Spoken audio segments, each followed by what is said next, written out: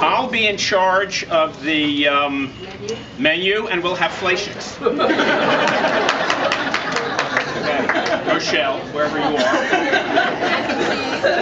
Anyway, I just want to talk about, for 1 second, one of the midos of my father. Or actually, it was my parents at that time. That of Gemilas Chasodim Hachnasas Orchim. And it's also appropriate because we have in Parshas Vayera, the first few psukim in Parshas Vayera, it says, Vayera Elav Hashem be'elonei mamrei v'hu yoshev Pesach ha'ohel k'chom hayom. And then it says in the next pasuk, Vayar vayoratz likrosam mi Pesach ha'ohel. So the second mi Pesach is somewhat redundant because he was sitting at the Pesach. Why did it say another Pesach? Anyway, there's a we have Gemaras which speak about if you, let's say, leave a mitzvah to just go away. Let's say you leave shul on Shabbos morning for no particular reason except davening is over. So there's a halacha you're not supposed to run. You're supposed to walk, go slowly. If, let's say you're going to shul, then you are supposed to run to shul. Let's say you're going from one mitzvah to another. So you're supposed to, if both mitzvahs are equal, you're supposed to walk halfway from the first one and run the second half. But if there's two mitzvahs and one is more important than the other, so then you're supposed to run the whole way. The davar acher, the other language in Rashi, is that Abraham was speaking to HaKadosh Baruch Hu, and he told HaKadosh Baruch Hu, wait a minute, I have to go greet the Orchim.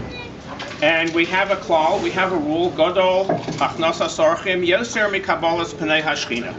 That Hachnasas Orchim is greater than Kabbalas Pnei Hashchina, and therefore, since the Hachnasas Orchim was the greater, so that's why it says Vayoratz mi Pesach. In other words, he didn't walk halfway and then run halfway, he ran the whole way. My father, in his midah of Hachnasas Orchim, when he had a house and lived in Washington, everybody would come over who didn't have a place. They lived in a certain section in Washington. There was a group of people, not only himself, but there was a group of people who made sure that there was a proper Hachnasas Orchim. When I say proper, I don't mean a dive, like some cities have for Hachnasas Orchim. They gave them everything they needed, achila, shtia, whatever it was. And my father learned this basically from his grandparents. Most of the relatives, of course, never knew about 4th and G Street, if you'll remember. It was a store on the first floor with a back, and the top were the living quarters. And it was a tremendous area. And my father tells me stories, or used to tell me stories, that many Shabbosos, he would have to drag his mattress into the living room, and the oreach, the guest, would sleep in the bedrooms or get his bed. And they had many, many children, Baruch Hashem, so the kids slept in the living room on the floor, and the guests slept comfortably in the bedroom.